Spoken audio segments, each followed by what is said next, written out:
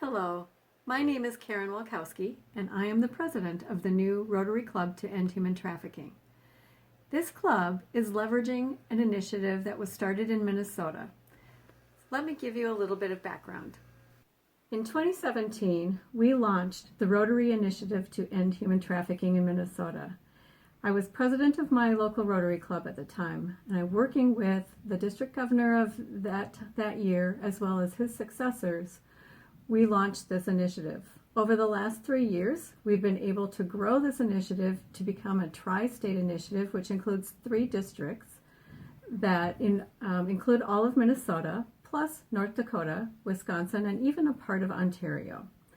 It includes over 160 clubs and approximately 5,000 Rotarians. With this initiative, we've also established relationships with key stakeholders in our community, including the State Department of Health, the Safe Harbor Program, which is a legislatively funded program that decriminalizes victims. We've worked with tribal communities as well through the Minnesota Indian Women's Sexual Assault Coalition and other key nonprofit leaders. We've accomplished a lot in the last 3 years. Here's a few highlights. Some of these accomplishments include convening a summit of over 200 attendees, which included service providers, community leaders, members of law enforcement, education leaders, and Rotarians to drive action into our Minnesota communities. We have completed over 100 presentations to clubs and other organizations regarding human trafficking in our community. One of the things that we have done is when we present to clubs is to seek people who are passionate about this initiative about human trafficking and ask them to serve as a club champion. We're pleased to say that over 25 of our clubs have actually launched projects in their local community being led by those champions. We also convened our first Rotary Champion training, in which we had over 90 champions in attendance, and we are in the process of scheduling our second one to something that we hope to be an annual event. We have also created a logo and some brand images for this initiative. And finally, we've launched a website last fall. Here is a picture of the landing page.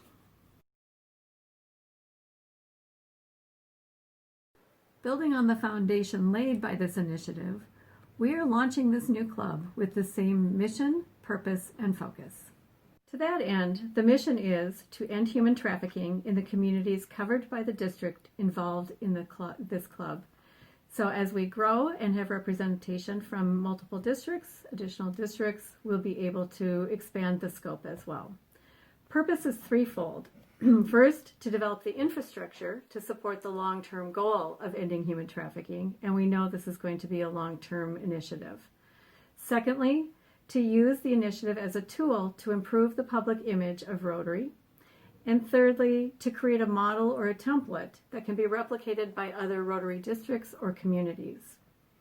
We also have a fourfold focus. The first is to increase awareness in communities about this issue of human trafficking. Second, to provide education to youth about the risks to them. Third, establish options for vulnerable youth so that they know that they have choices other than becoming victims. And fourth, reducing the demand. We've learned that human trafficking is a basic economic equation of supply and demand. And so we have to address both the supply side of the vulnerable youth as well as reducing the demand on the demand side. I am amazed at how quickly this club has come together. Let's talk about how we've accomplished this. We couldn't have done this without the commitment of our district leadership to sponsor this club, and a special thanks goes to Tom Gump, who has been the advisor for this new club. We've also received the endorsement of the Rotary Action Group Against Slavery, which is a major action group at the Rotary International level, and I've been asked to be part of that group.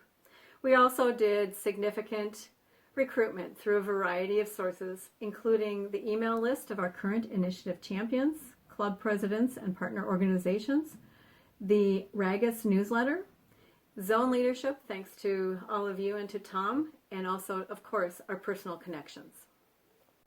Now let me give you an update on the status.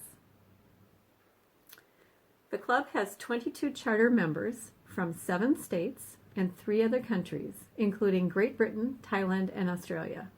We have 16 women and 6 men, and 9 of our members are new to Rotary. This club is going to be an e-club, a virtual meeting via Zoom. The meeting time is going to be based on the availability of our members, and the meetings are going to be twice a month. As I wrap up, here are the next steps. The first step will be to the formal chartering of the club. Save the date for Thursday, June 18th. We'll let you know the time and the details. Next, we'll continue to grow the membership. And thirdly, we are going to establish clear 2020 and 2021 goals. We're really excited about this new club and the impact it will have on ending human trafficking. Thank you.